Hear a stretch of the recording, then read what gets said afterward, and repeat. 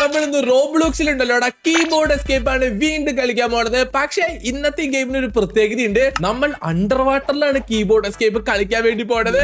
ഇപ്പൊ നിങ്ങക്ക് നോക്കിയാ കാണാം ഗൈസ്, ഈ ഗെയിം നിങ്ങൾക്ക് പരിചയമുണ്ടല്ലോ, +1 കീബോർഡ് എസ്കേപ്പ്.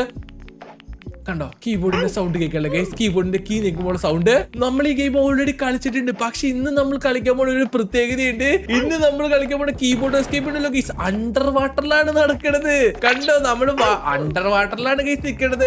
മൊത്തത്തിലൊരു കണ്ടിട്ട് സ്പോഞ്ച് ബോബിന്റെ ഒരു സെറ്റപ്പ് പോലെ ഉണ്ടല്ലേ.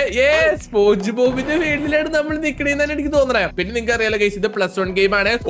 ഞാൻ ലെവൽ 2 എത്തിയിട്ടുണ്ട്.